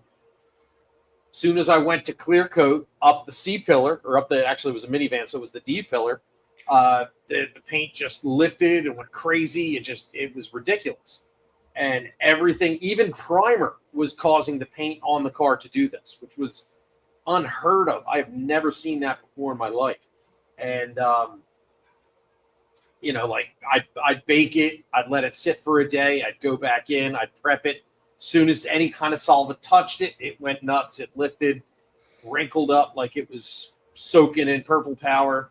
And what I ended up doing was at the shop we were using RM Diamond, which is BASF paint. They had what basically it was called Turbo Clear. It was a clear coat with only a hardener, no solvent in it whatsoever. And I said to the guy who was painting for 20 plus years, I said, well, what do you think of this idea? I'll put this clear down over the whole thing and then sand that with the 1000 grit and use that as a blocker. And he's like, you can't do that. That ain't going to work. Well, guess what? It worked. It worked well. So sometimes that clear coat can actually be used as a primer itself. That makes perfect sense. I mean, I'm no paint guy, but when you were saying it, I was like, okay, I see where he's going. Yep. But Jason did say too late. He painted it black, and he definitely he'll know that for the future. But he painted it black. Said to heck with it and painted it black. Yeah, right. Ain't no bleed through coming through the black. Sometimes when you get that red plastic, get yourself some Tamiya flat clear or Mr. Super Clear flat, and put a couple of coats of the flat clear down over the plastic. Right as you start, right after you clean all the mold release off of it. That was sarcasm. I recognize that. Extreme sarcasm. I recognize that. But yeah, as soon as you're getting that thing ready to spray, like if you sand it flat, sand it smooth, get all seam lines and all that stuff out of it, your first coat of primer should be a flat clear. And then that should help prevent bleed through. Makes perfect sense because ain't nothing coming through that clear. That locks everything down. Exactly. Same reason we use it. Well, not the only reason, but same part of the same reason why. Well, it's definitely why we use a clear type stuff on Alclad, because Alclad being alcohol based or because it comes off the chrome will come off if you touch it. Molotov same way. Exactly. So you put the clear over it and you're not actually touching the paint. So it's the glass that you're looking at the paint through. Yep, precisely. Now, speaking of Alclad and Molotov chrome, did you guys see the reel that I shared from Coast Airbrush? I don't think so. They are going to be releasing a 2K chrome, which is supposed to be super duper durable. And I'm interested to see how this works. Because any other chrome, you try to clear coat over it, it kills the chrome right away. It does. It dulls it down. No matter what kind of clear you use on it, whether you're using freaking Windex or not Windex, Future Floor Polish, rattle cane clear, like it kills the chrome. You can't tape on it. You can't touch that shit, even after it's sat for months. But this is supposedly an activated, hardened chrome. So I've actually messaged them and said this is actually really interesting for the scale model hobby because a good chrome paint does not exist, and I'd be interested to see how durable this stuff is. That'd be cool to see. There's a product, Mira. I think it's called Mira, but it's like $60 or $70 a bottle for 2 ounces. Yeah, so they say that stuff's amazing, but Jesus Christmas, how much? $70 a bottle for 2 ounces? Yeah, that's a lot. That's a lot. Yeah. More than I'm spending. You thought that the Revell chrome for $30 a can was a lot. Yeah, right. It was. It is a lot. It is. Still is. Not was. It still is. I looked at him yesterday, and I'm like, I'm not paying that money for that chrome. I'm not doing it. I have to say, though, it is good. It is good. It is. Yes, quality for sure.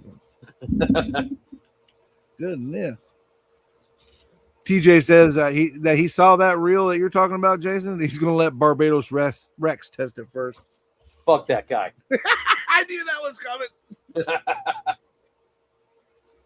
Yeah, I heard he's got a new shipment of spoons in. Well, you hold a fucking grudge, don't you? I hate that fucking guy. You're just jealous because he's not spooning with you. No, the fuck I'm not. Don't worry, Justin's got Riv to spoon with. Oh, that's right. Shit. I forgot about that. Guys, I just ate. Don't make me see it.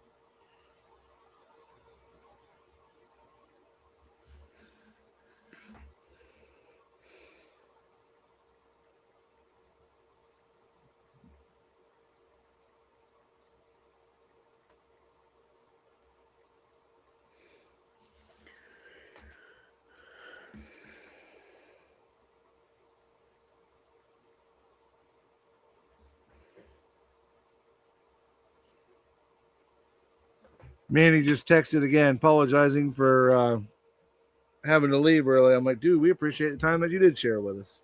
Right, absolutely.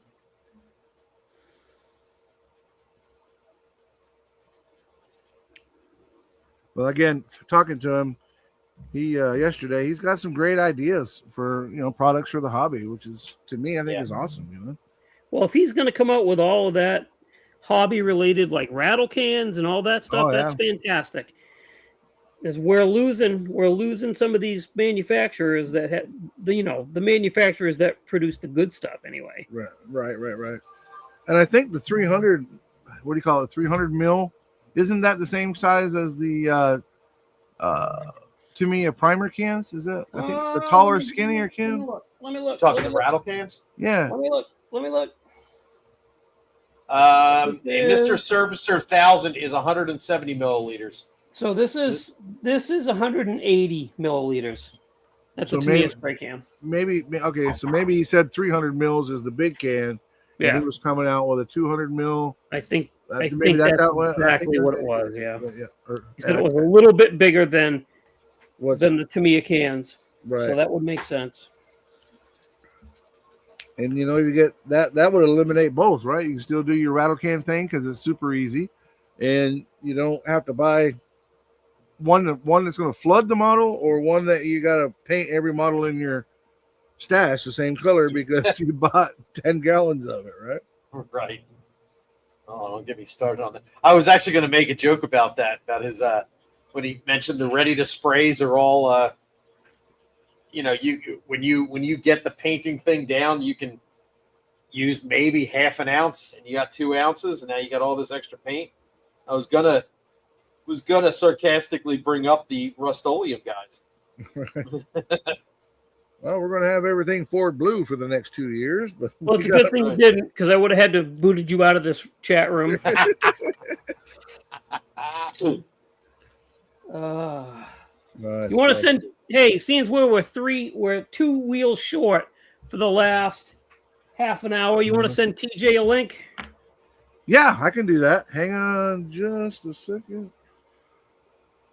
How do I? Okay, I can do it this way. I think I can get to him from here. Messenger. Reload page. Page is not available. What do you mean page is not available? All right. Can you not? Let me see if I can. Hey, I got him. Okay. It just kept telling me that it wasn't available. Now I got to look up TJ. TJ Rona. Boom. Boom, boom. Paste.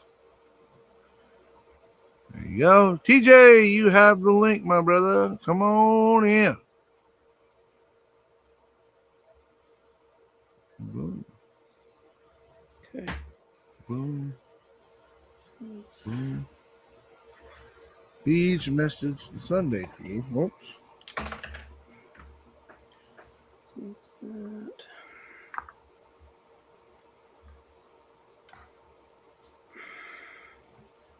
BG said he was tuning in and watching when he can. Unfortunately, like I said, he's got family stuff. He can't make it now. Yeah, he's out in California right now, I believe.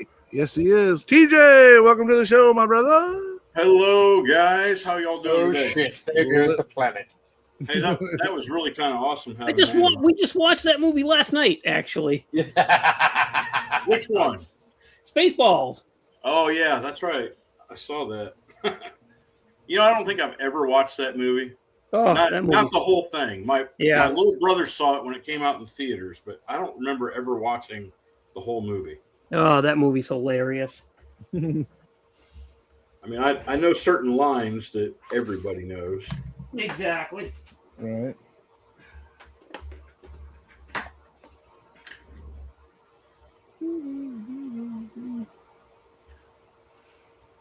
Like that Pinto's really coming along well. If it was a Pinto.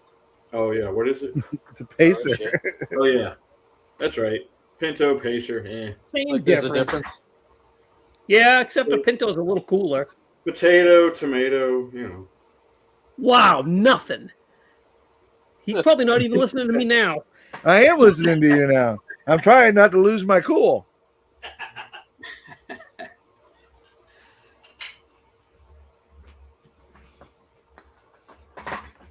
Justin, I missed it. What are you working on? Oh, we never actually talked about it. We did a little bit. That must be Barely, yeah. I am working on the Iceman Collections Ford truck group build thing. It's going to be a 54 F100. Nice. In pineapple lollipop gold. I did hear that. Yep.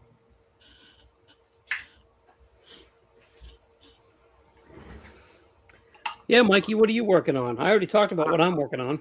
I touched on mine a little bit. I'm working on the Pacer. Yeah. Got a bunch of primer down and sanded off, looking for the blemishes.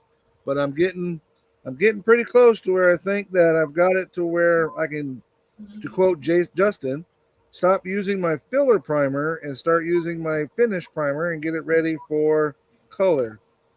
I'm going to give if Tim Casper, if you're still on here, what would be the best base coat for this orange, bud? I'm thinking silver, but you tell me.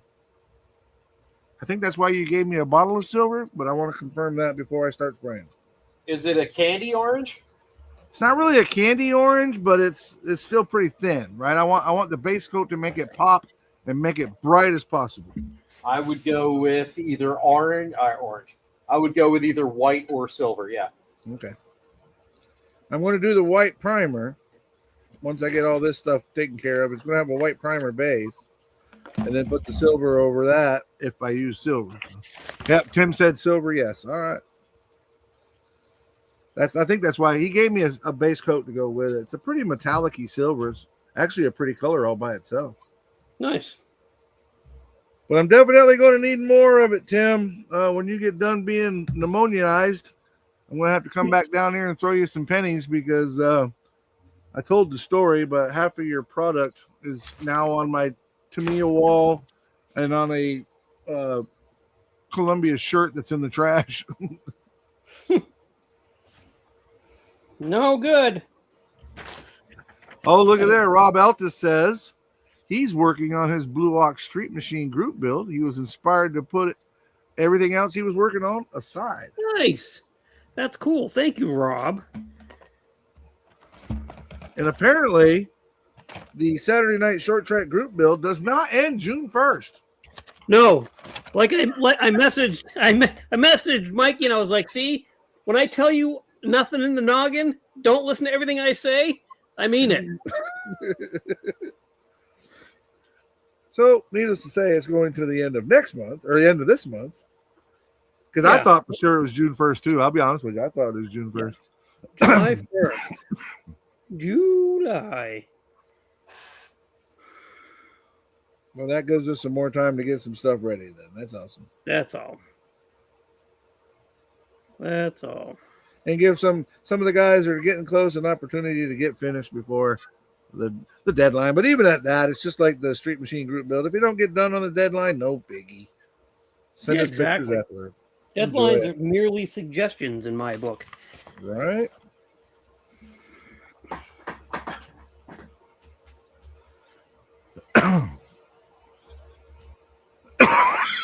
Thank you, Tim. Tim says he's got me covered. I'm just hoping I don't have to drop this thing off at the Purple Pond 10 times before I get it where I want it. That poor dart got stripped so many times, I don't think it even wore underwear anymore.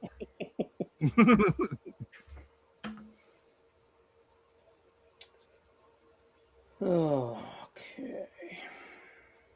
And it's funny because I think it's because the class that dart's in compared to the class that the 67 Charger's in, that Charger does decent everywhere it goes. It did bring me back a first place. Yeah. It did bring me back a first place down there. But the dart was, I guess it's because of the category that it's in, you know, the drag racing thing. There's a lot of drag racing cars. Yeah. It doesn't get noticed near as much as that old 67 Charger. And I know it's a better build, but compared to what's out there on the table, I guess it's not up to par. But the modified took second, which I was stoked about that because the one it took second to could have been a Clay Kemp build. I mean, that car was done really well. Nice. Had the tires off of it and on jack stands and, you know, really showing off the details in the build. So I was okay with taking second place to that. There you go.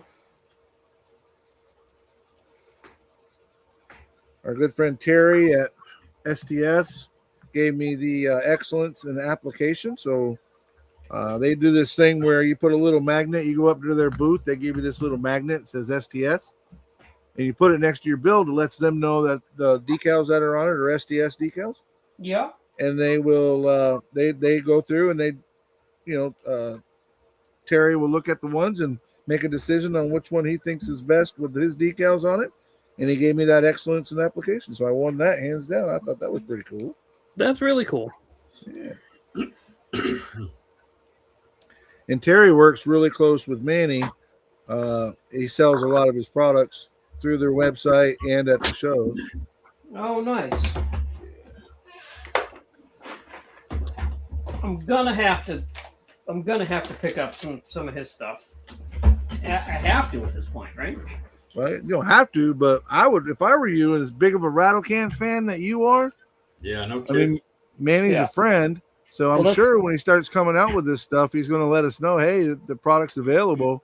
Yeah. And we'll get some and definitely check it out. Thank you, Jim. I appreciate that. It came out very well. I'm super happy with it, and it'll look good on my brother's trophy shelf when he finally ends up with it. Kind of a niche. That one's in a kind of a niche category too, though. Really, there's not many out there like it. Probably because if you want to make it look the way mine did, and I'm not trying to brag, but you want to make it look the way I made mine look, that's a lot of freaking work. Yeah, right. A lot of work. Yeah, months worth of work.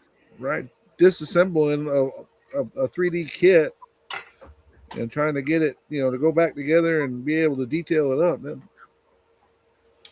Like I said, I ain't bragging, but I'm just saying that was a lot of damn work.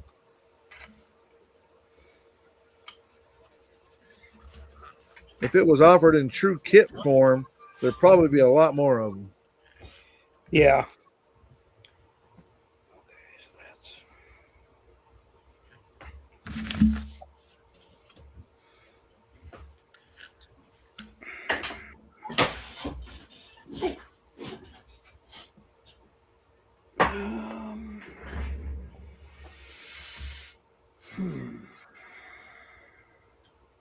Oh, John, I am working on the AMT International Scout 2, and I'm making some modifications to it to look like the one my dad owned in 1976. So I have chopped off the top because his was the convertible. It required me to do some repair work at the top of the windshield frame. I'm not opening the doors, but I have cut out the interior door panels so that I could detail them a little better, and then they'll get glued back in. And the kit engine sucks. And I've been really spoiled by 3D printed stuff. So nobody prints a Harvester V8, the 345, but Joe over at Big Sky Model Ranch or Model Shop, he suggested getting a big block Ford, and that's what I did, and it's actually working out pretty good. I got this from MCV Products. It is the what did I do with it? The 460 Ford with a C6 transmission, and I've modified it slightly. I just finished putting a remote oil filter on it. And what else have I done to this? Oh, the valve covers. So because it's not a Ford now, I took the valve covers out of the kit, used some very thin aluminum foil and made a mold out of those because they say international on them. And then I used my UV resin to fill that mold and cure it, and then sanded off the Ford that was on those 3D printed valve covers, and then glued that UV resin piece to it. So it now has that international relief on the top. Nice. Yeah. Pretty happy with it so far. So that is what I'm working on. And then another thing I've had to do here on the interior, this center tunnel on the kit is way oversized for scale. It's not that wide. I'm going to just leave that the way it is. But another thing was they had this, for lack of a better term, a hump where the manual shifter was, but it does not have that on the real thing. It's a flat plate there that the shifter is in. There's not a separate hump for it. Okay. So I've got the manual shifter would be here where I've got this white patch, and then the 4-wheel drive shift is here to the right. Yeah. So nice. Then I'm still going to have to scratch build the framework for the convertible top. I'm debating whether or not I'm going to try to make the actual convertible top or just have the framework there without the canvas on it. That may be what I end up doing in the end. Yeah. I'm gonna have to experiment a little bit and see how hard it is to make that convertible top. But I'll definitely have to make the framework for it. So that's what I'm working on. Sorry, fellas, had to go shake the dew off the lily. Isn't that what they said in the Six Pack movie? He had to go shake the dew off his lily. Too much information, Mike. Really going back there, buddy. I don't know if that's what. That's what he said, because it was the kid that did all the cussing, and he was at the racetrack when they're at NASCAR. But the only reason I thought of that is they just came out with a 3D printed version of that Camaro. The Brewster Baker. Did they really? They did. Nice. They did, and it's going to be a clunky file, much like the modified was, but yeah, I think it could be something that could be done up and made to look really good. Who's doing that one, Iceman? No, I think it's one of the. There's a guy that does a lot of those. The guy that did my 3D printed, 3D modified. I know exactly who you're talking about, but you think I could remember the name of the? Yeah, I can't either. I think he's even done some of the stuff that Matthew is making. Mm-hmm. Like the sprint car and like that. Well, I'm pretty sure it's the same guy that does that late model that Matthew prints. Yeah. Yeah. What are you chuckling at over there? Nothing. Yeah, that's what I thought.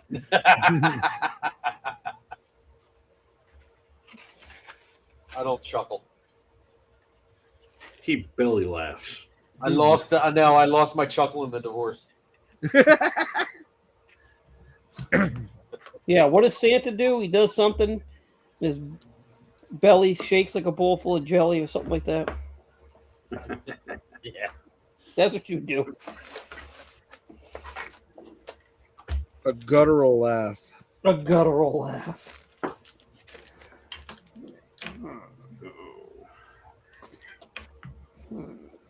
Jason, check your text messages.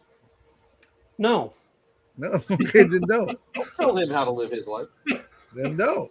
Never mind. Jesus. All right, forget it. Never mind. My bad. Oh, you're right. My friend Dan messaged me. Dan the man. Well, Chester said he sent me an email with some pictures in it. I got to go check it out after the show. Oh, that reminds me. I sent all the podcast guys we got 3 emails this week. I saw it. Sent them over to you. I already started practicing reading them so that next time we record. I'm just kidding. I didn't. We know you're just kidding. We call it lying, but we know you're just kidding. It's funny. So did my ex-wife. Right?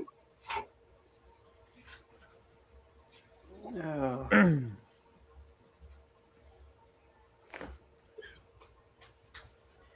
Okay.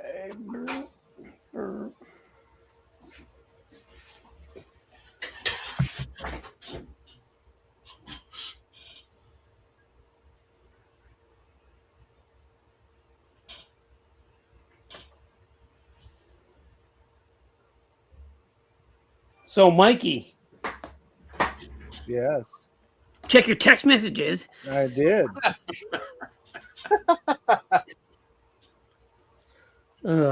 Let's see.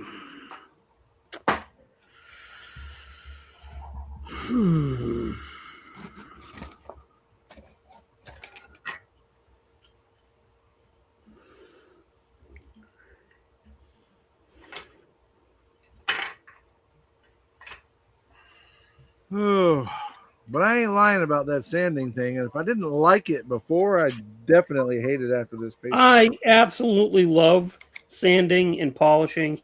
Like I said, it relaxes me. I don't know about the polishing. I don't do that. I get in here and I get music going normally or something like that, and I just polish away.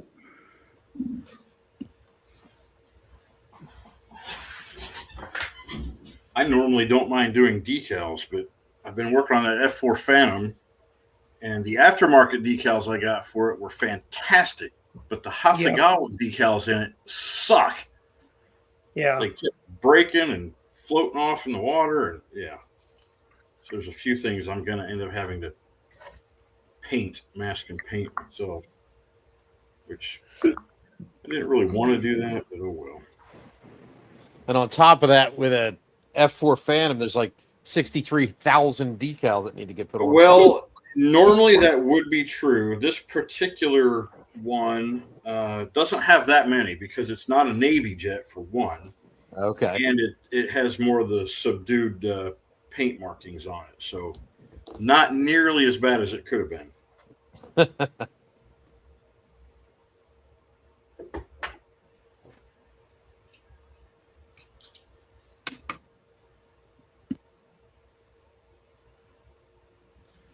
Talking about military stuff and paint, that because we had Manny on earlier. I was talking to him yesterday about if he ever thought about getting into the military paint stuff, and he was like, hell no.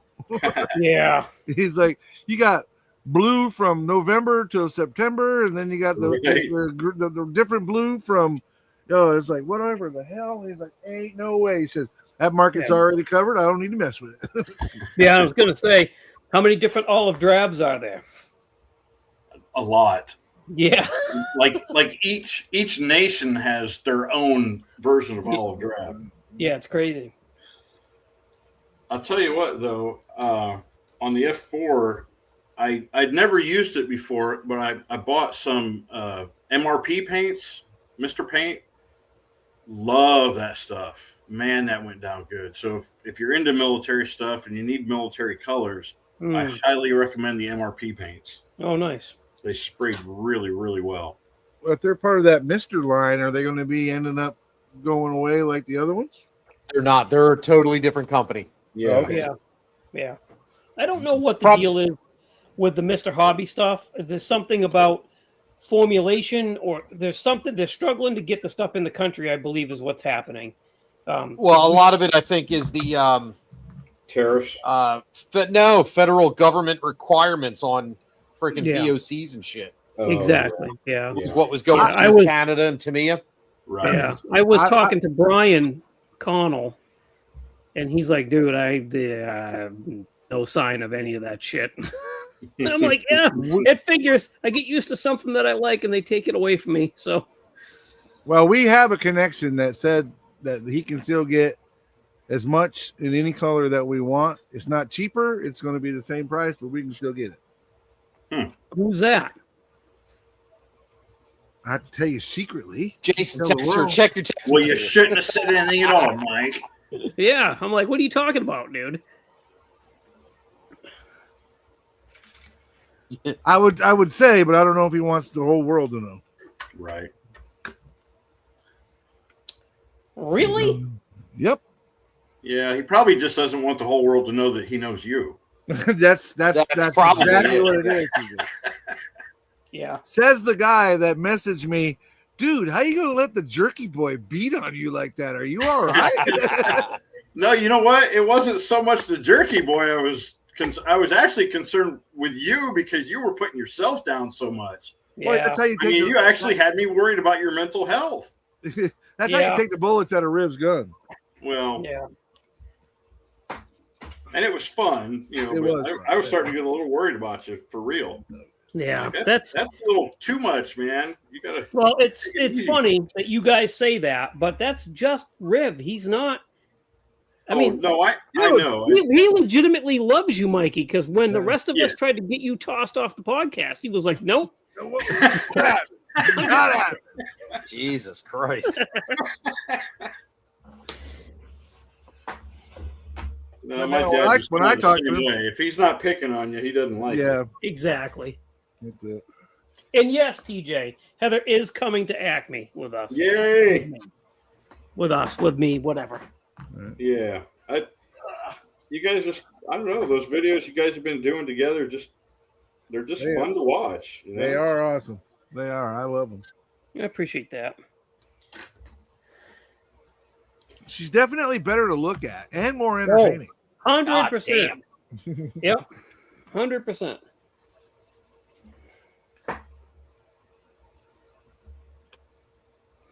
Now, if I could just find me a girl that likes to do hobby stuff with me. See, I don't know, dude. I don't know if I want. I know where you're going to go with that. Right? Maybe come to the shows with me. Yeah. And hang out for a little while, but no, I don't want you next to me on the bench. No. Well, I mean, I don't know if I got along with her as well as Jason and Heather do, then it wouldn't be that bad. That's you and I are not in that kind of a boat, my friend. So I'm going to throw a movie reference out since there. When did I get in a boat with you? Right? Yeah. You and I don't have that kind of luck. That was a bad move, TJ. We don't have that kind of luck, my brother, is what I'm trying to say. And what's the movie quote, Justin? My movie reference is what I'm looking for. What I want is I'm looking for the obviously female version of my Banky Edwards, the Banky Edwards to my Holden McNeil from Chasing Amy. Yeah, none of us are Rob Ribb. Right. Yeah. Crickets. I think that went over everybody's head. Yeah, my guess is yes. But I mean, Chasing Amy, that's one of the Kevin Smith movies. There's a good chance that people got into those. You know, Mallrats, Clerks, whatnot. Oh, okay. I've heard of them, never watched them. All right. So basically, the premise of the movie Chasing Amy is Ben Affleck and Jason Lee are comic book creators. You know, there's a whole joking line about Jason Lee just being a tracer, and look it up, it's funny. But and Banky Edwards is the Holden McNeil is the artist, and Banky is the inker. He adds depth and dimension. And one of the scenes early on in the movie is the two of them. They have their easels, their drawing tables back to back, and they're just sitting there chit chatting about the comic book that they're making. Like the one guy's like, "Hey, I really like what you did here. This is one of your best light posts I've ever seen." And he's like, "Yeah, I modeled it after the one over on blah blah blah." You know, like that's the kind of shit that I want. I want to have someone sitting there right at the bench next to me talking color theory in the same fucking way. You know, good luck. Yeah, right. Yeah, I don't know. You might have to. If Rob Riv ever gets divorced, you can start dating him, maybe. Yeah, you guys already snuggle. I couldn't fucking take that. Holy shit.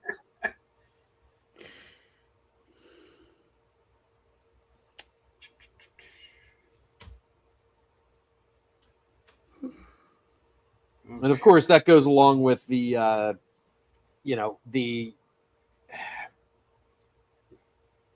peace. Peace has to be heavily involved. Yeah. That's one of the big things that that I left behind was lack of peace and never mind. Lack of respect. Yeah, there was a big respect issue there that I left behind. Accountability is big. That is a big one. Unfortunately, I'm dealing with some of that myself. Yeah, Mikey, but you weren't married to it, right? No. He's pretty adamant about that. That will, I won't say never happen again, but that wasn't no. Not high on the priority list. Not high on the priority list. Listen, what do they say? 3 strikes and you're out. What happened? I've already got 2 strikes. Yeah. It turns out that my wife picker is broken. Yeah. It happens, dude. It does. It does. I love seeing guys like Jason, with his amazing marriage, and it's so cool to see how they work together. And I'm not jealous of it, but I kind of envy it a little bit, But at the same time, apparently I'm not worthy. Dude, well, what you're not realizing is that I also went through a decade of torture. Before. I knew that, but I wasn't going to share that. You can share that because it's your torture, but I wasn't going to share that. Yeah, I've been divorced for 28 years and never remarried, so that tells you how I feel about it. I'm not quite 28. What am I now? I got married in 13 and got divorced 02. So I'm probably 21 years into it. Mikey doesn't even know how old he. I was born in 71, damn it. I'm 55. Yeah, I was dating, or thought I was dating, a woman for the last year and a half. She was a widow, and I knew her before she lost her husband. I knew him, didn't really know him well, but I kind of felt like it was too soon after he passed away, and I was right. She's still very much. She was looking to fill a quiet fill a spot. void. Yep. So we're still great friends, and we always will be that. But as you see, I'm not spending my weekend with her today. So Yeah. The dating scene is brutal. It's especially at our age. It's brutal. It's absolutely brutal. Well, she and I were out at the beach last Sunday getting some sun, and just. And I asked her. I said, "What are you thinking?" She quite literally said, "I was thinking about getting you a dating profile on one of the." I'm like, no. I'm too old fashioned for that. I'd rather. So I can tell you that those dating things, those dating sites, are a bunch of horse shit for us men. We have to pay to see any matches. Oh, women do not. Nope. Really? You have to pay. Everyone's like, "Oh, go on Tinder and get yourself some blah blah blah." Like, you got to pay, and it's like $20 a fucking week to see your matches. That ain't gonna happen. I was like, I might as well just go out and get a hooker if that's all I'm going on Tinder for. It's cheaper. Hey, it is cheaper in the long run. I mean, even if you have to go to the doctor twice a year afterward, it's still cheaper. Right? I got health insurance. So you get good health insurance? I like what Dale said. He said, "I have a cat now. The happiest I've ever been." Absolutely. Yeah. I wish I had mine. I haven't had a cat since I was divorced. Just too many years of not being home enough to really care for one. And now my house is not childproof. So yeah. When I retire, I will have a minimum of 2 cats. I have a different perspective, but I probably don't need to explain. Well, I think I'm not a dog hater. I'm just not as attached to a dog as I am a cat. I'm not talking about cats. I'm talking about dating. Dating. Yeah. Well. Yeah. No, Mikey, stop right there. You do not have to explain. Yeah, cats and dating, kind of the same thing. I say put yourself out there, have fun, take it at face value. If you find Mrs. Right, great. If you find Mrs. Right now, good for you. Yeah. That's a very polite way of putting that. Thank you. I'm probably closer to finding Mrs. Right now than anything. But you know what? As long as you're again, I'm going to leave it alone. Yeah, settle down, Mikey. Settle down. I am. Listen, I got a girl right now. We're fighting like cat and dog, but I wouldn't trade her for the world. I may lose her in the end, but I wouldn't trade her. So you put a marriage license involved. No. Right now, would cut my head off given the opportunity, but I still think the world of her.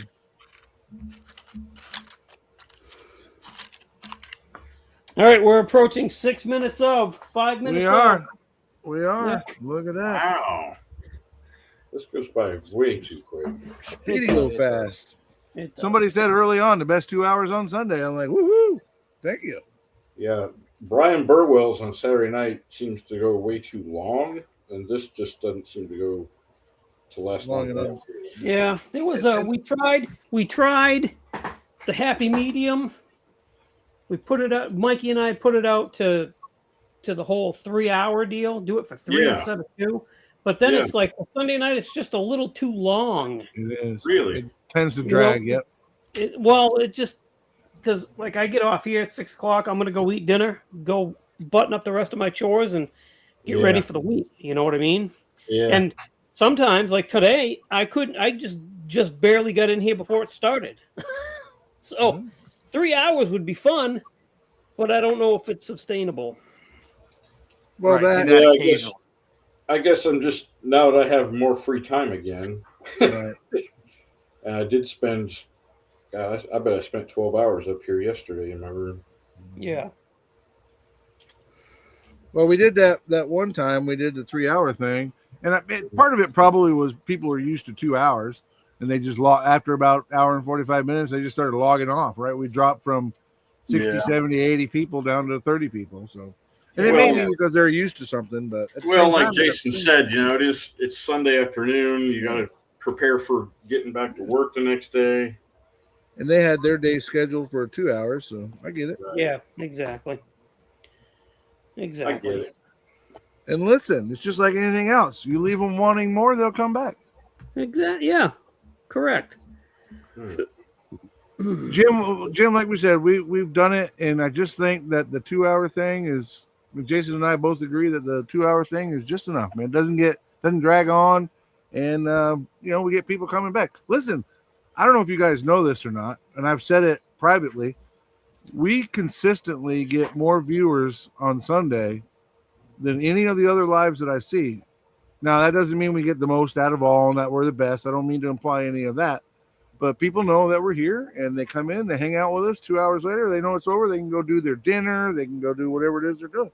And we love having everybody come in. Exactly. And for my modeling time, I actually really like being able to get on here with you guys. Otherwise, if I'm listening, then I want to comment, and I got to take my attention away from modeling, and I got to type and do all that. So, this way I can actually make my comments without having to do anything else. Right. I feel you. And that's literally why Jason and I started this, was to hold our own feet to the fire, especially mine at the time, to get the first Saturday night short track group build done. I knew for nothing else, if I was here for 2 hours a week, that I would be working on it and get it done. Yeah. Yep, it's a good deal. It is a good deal.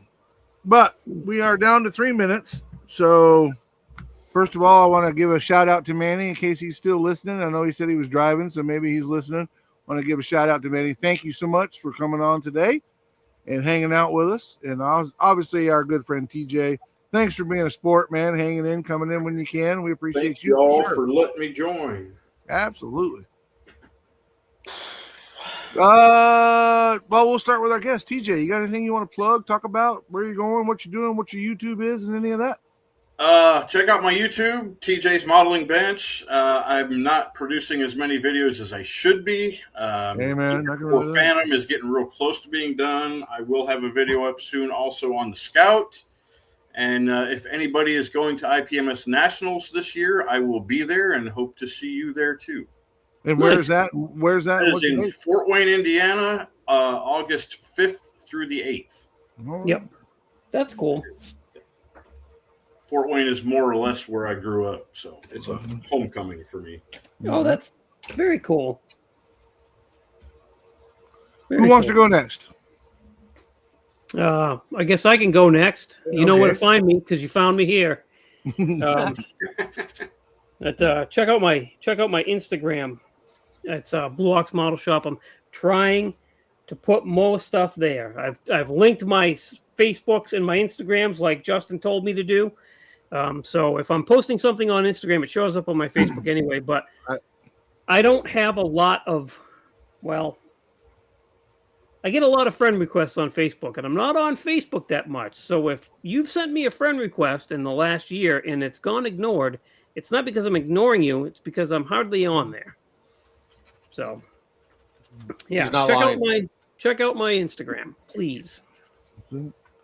Robert Setz said he'll be at Sets. He'll be at the IPMS Nets. Site says he'll be at the IPM Nets. Oh, that is the not so funny bone. Sorry. No, that's okay. Robert Seitz is a good friend of mine. Yep. And great Tim guy. and Jody's, and very nice guy. So I've heard the name thrown around a few times. So I got to meet him at NNL look East. forward to meeting him. Yep. So there you go, Robert. Go find at the Nats. Go find TJ. Say hi. Justin, what you got going on, buddy? Just the usual. Just the usual. Nothing crazy, nothing exciting. Find me Ryan's Random Model Works on the Facebook. That's one that's free to follow, quote unquote. Doesn't require a friend request to be submitted, but if you submit one to me alone, I'll take it. Why the hell not? And, just like Jason said, I try to be cognizant when I post in Ryan's Random Model Works to do it through the business suite so that it goes over to my Instagram as well. But I'm not always fastidious in doing that. So Yes. just the other day, I wrote out a whole friggin' post to post up in Ryan's Random Model Works. I'm like, hold on a second. I got to do this over there so it goes to multiple places. And I had to redo the whole friggin' thing. Yeah, fine. You know, you listen to us on the Modeling Insanity podcast, the Model Car Mania podcast, and right here every Sunday. Absolutely. Again, I want to give an echo what the guys are saying. We appreciate you guys that come into the chat and hang out with us every week. We always have such a great turnout, and we are very, very thankful to have that. Same with me, the Scale Model Outlaw, same place you found me here. I'm on the YouTubes, the Facebook, and since we're talking about the Instagrams and all that, mine are tied together, but much like Justin, I got to figure out how to make it work and do it properly, because after I send the first one out, I'm not redoing it. So you'll probably see more of me on the Facebook. I do want to tell any of my members that are on my YouTube channel, I know I have not produced a video since like November of last year. I will be putting out a video this week on the Southland show that I was at this past Saturday. And I'm going to be, hear me as I say it now, I am going to be more diligent about putting out videos. My new job site, still same company, but the job site that I'm on now, I'm actually only working till 5 o'clock in the afternoon instead of 7 o'clock in the evening.